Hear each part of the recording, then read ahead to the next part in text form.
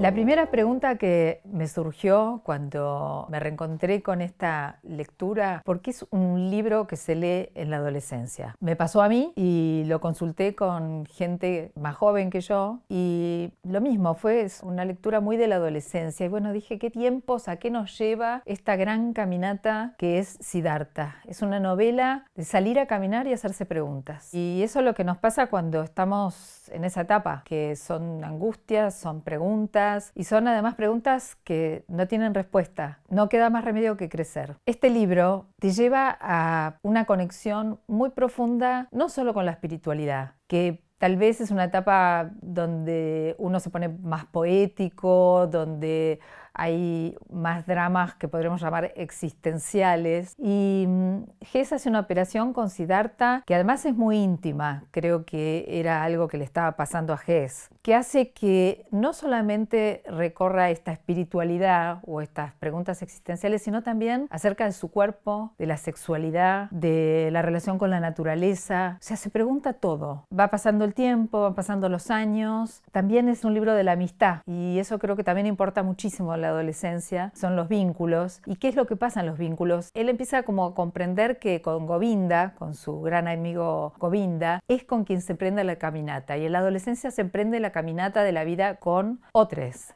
con amigas, con amigos, con quienes se va uno tropezando y se hace en conjunto, y después en ese diálogo que se va estableciendo con uno, con otro, uno se va dando cuenta que esa historia que se va a transitar, como ocurre en Siddhartha, es la que va a proporcionar no respuestas, pero sí esa compañía necesaria para sostener esas angustias y esas preguntas. Cuando Hermann Hesse escribió Siddhartha, que fue en 1922, él salía de una crisis existencial post Primera Guerra. A él le afectó muchísimo. Hesse se deprimió, así lo mencionan, vaya a saber qué diagnóstico tenía. Se separó, también no sé en qué orden, si primero se separó y después se angustió o viceversa. En todo caso fue un tiempo para él súper difícil, y si bien la novela de crisis es de Mian, que la escribió en el 19, sin embargo él, un alemán, que bueno, sufre todo este periodo, incluso se quiere alistar, pero no lo dejan por falta de peso, igual después colabora. Para él fue llevar la escritura a un quiebre que lo hace emigrar a Suiza, donde conoce a Carl Jung. Se hacen amigos, pero además esa relación lo lleva a pedirle que le haga terapia, y Carl Jung se va a convertir en el psicoanalista de Hermann Hesse. En ese quiebre que tiene en su escritura, saliendo, digamos, de esa, creo que el diagnóstico que le había hecho Jung es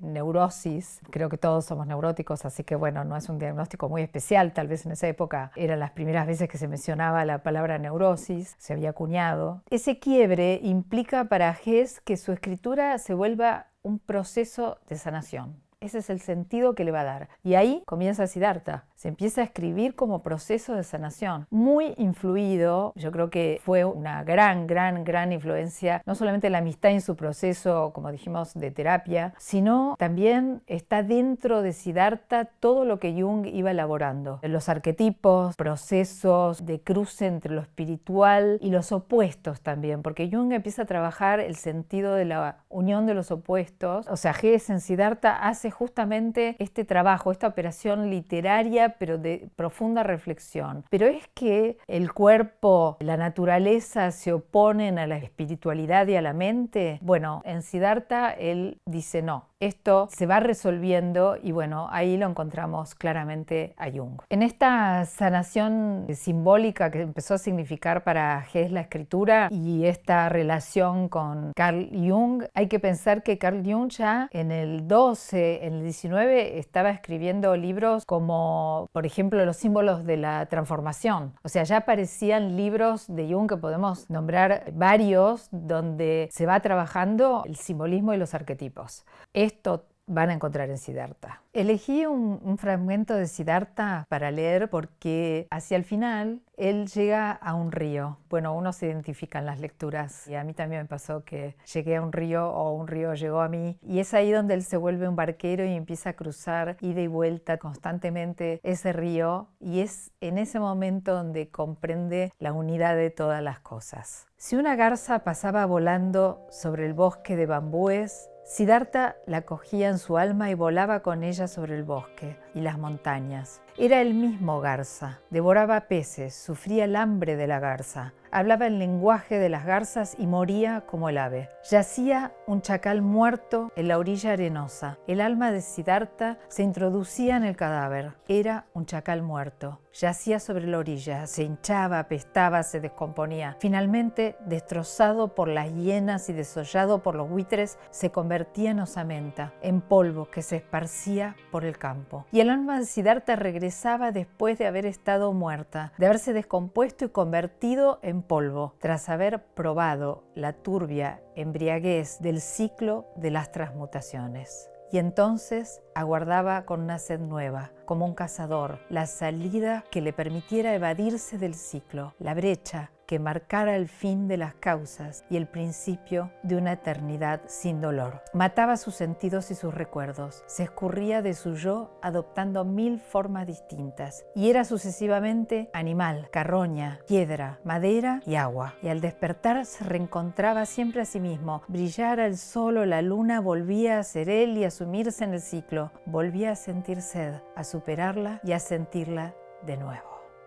Al releer este libro, también lo que me pasó fue que enseguida lo conecté con mi ensayo, Astrología y Literatura, Diálogos Cósmicos, entre Julie Borges, porque Hess y Jung eran como una dupla de amistad, eran contemporáneos, o sea, gente también nacida a fines de 1800, que tuvo una gran etapa creativa a inicios en los 20, a inicios de 1900, y fue otra de esas amistades que yo ahora la pude relacionar y pienso que es clave en la vida de ambas duplas. En mi libro de Astrología y Literatura, las conversaciones, la interacción, la co-creatividad que van fundando entre Julie y Borges se parece mucho a esta otra dupla. También hay que pensar que Julie y Borges estaban en Europa en esa época, porque ellos vuelven en el 24, cada uno por su camino, no es que estaban juntos en Europa, se conocen de hecho acá en Argentina, pero estaban en Europa, o sea que estaban en esa tanto explosión creativa como en esa sensación tan traumática post Primera Guerra. Hay que pensar que Hess fue premio Nobel con el Juego de los Avalorios. Quiere decir que Borges va a incluir al Juego de los Avalorios dentro de sus recomendaciones. Borges también recomendaba a Jules, o sea, lo sostenía como un genio, a veces en contramano de otros intelectuales de la época. ¿Por qué? Porque Borges, tanto en Hess, influido por Jung, como en Jules, que por supuesto había leído Jung y trabajaba con los arquetipos y la astrología tal como lo hacía Jung, encuentra a Borges esa inquietud que él tenía por el misticismo nunca alcanzado por Borges. Él mismo admitía que tenía un gran atractivo y siempre andaba persiguiendo estas influencias de la espiritualidad y el misticismo, pero él se sentía un ser mucho más abstracto. Que acá hay dos parejas, tanto las que trabajo yo y que profundizo también el sentido del destino, que hay algo muy destinal en el libro en Siddhartha, de una caminata donde lo que él llama el Atman es como esa influencia y esa existencia del destino en la vida de las personas. Material que trabajaron estas dos duplas, estos 4 genios.